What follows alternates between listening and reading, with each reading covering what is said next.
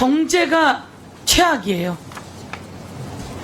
경제가 최악이에요. 모든 국민이 경제가 어렵다, 경제가 어렵다 그래요.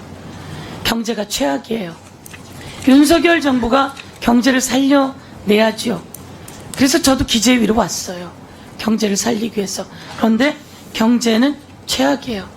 그리고 물가는 폭등해서 거의 폭탄에 가깝게 다가오고 있어요. 그리고 민생은 아주 고통스러워요. 경제가 제일 중요합니다. 먹고 사는 문제가 제일 중요해요. 그러면 이렇게 경제가 어려울 때 정부가 국민에게 손을 좀 내밀어야죠. 어려운 경제를 살려줄 수 있도록 경제를 국가가 예산도 만들어내야죠. 그런데 국민이 낸 세금을 국가가 꽁꽁 틀어지고 경제도 못 살리고 물가는 천정부지고 민생은 고통스럽고 그런 와중에 제가 오늘 지난번에도 이야기를 했습니다. 예타, 예비타당성 조사. 나라 돈으로 도로도 놓고 고속도로도 놓는 거죠. 제가 그래서 서울 양평간 고속도로 예타를 기재부에서 했는데 국토부가 고속도로를 휘게 만들었어요. 살다 고속도로 휘는 건 처음 봐요. 그렇지 않습니까? 예타까지 통과됐는데 고속도로가 바뀌는 건 처음 봐요.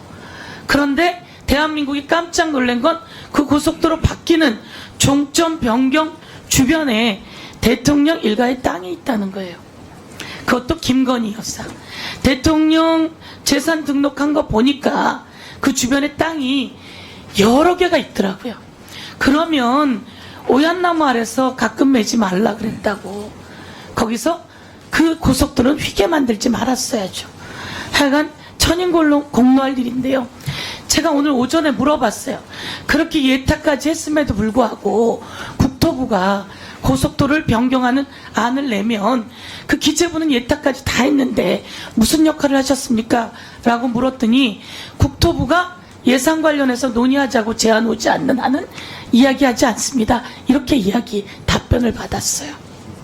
제가 그렇게 답변을 받았는데 기재부 장관님, 대한민국의 근간을 만드는 고속도로 그리고 예타를 한 것이에요. 그런데 불구하고 정부가 그것을 마음대로 바꾸는 것이 있으면 지난번에 제가 질문할 땐 몰랐다 하셨어요. 그런데 그 사이에 세상이 떠들썩 했잖아요.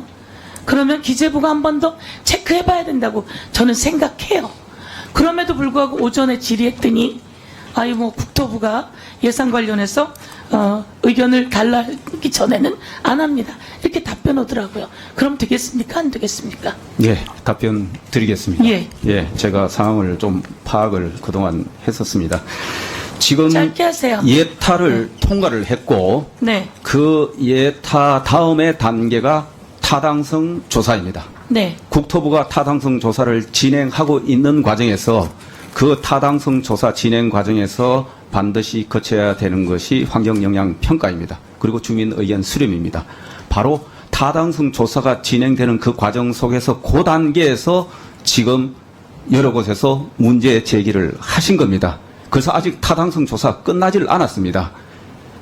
지금 현재 관련 법령이나 규정에 의하면은 예타를 마치고 관계 부처에서 타당성 조사를 마친 후에 그 다음에 예타와 타당성 조사 결과 간에 차이가 있는 부분 등에 관해서 기재부하고 협의를 하게 되어 있기 때문에 그렇게 돼 있죠. 타당성 조사가 진행되고 있는 이 상태는 기재부하고 협의할 시간이 흐르니까 보세요. 상황이 아니다.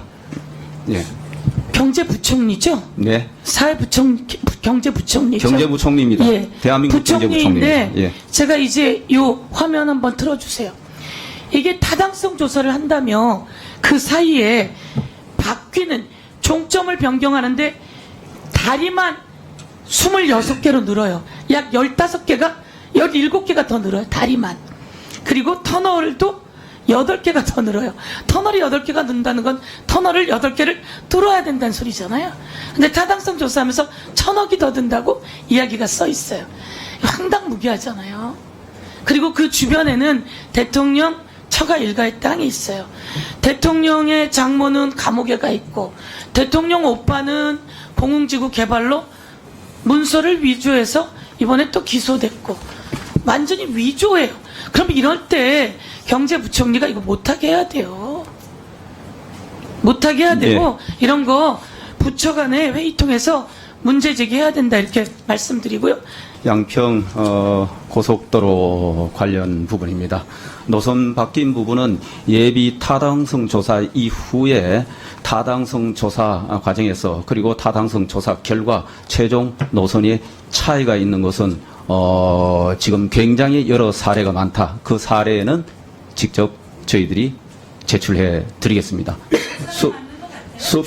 그렇습니다. 이 사례보다 더 심한 것들도 그 다음에 땅이 있는 곳으로 고속도로가 나는 그 사례 괜찮은 것 같아요? 두 번째.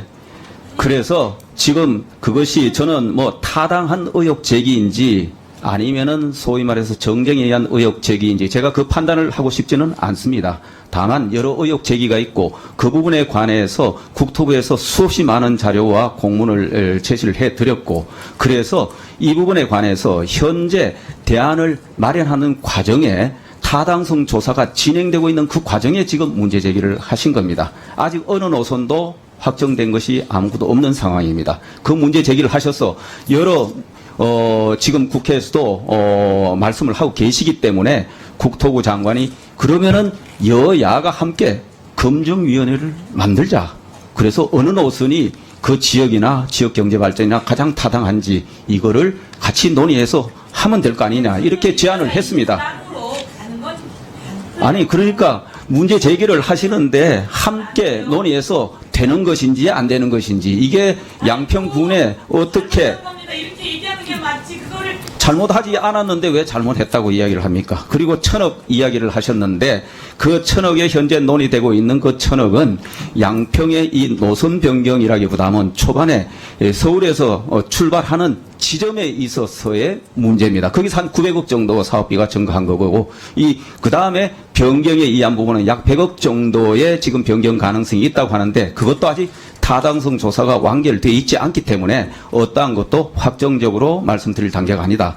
그래서 아직 확정되지 않은 걸 가지고 얼마든지 어느 것이 이 교통 혼잡을 해소하고 교통 편의를 정진시키고 지역에 도움이 되는 것인지를 같이 논의하시면 될 일을 가지고 그걸 가지고 자꾸 한쪽에서는 이런 의혹이 있는 거 아니냐 문제 제기하시기보다는 국회에서 같이 모여 앉아서 정말 제대로 검증해서 좋은 노선을 한번 검증하시면 왜 불리할까요? 그래서 그런 상식선에서 객관적으로 검증하시면 될 일이다. 저는 뭐 그렇게 생각을 합니다. 그리고 이렇게 제가 이게 소신 있게 말씀드리는 건데요. 예.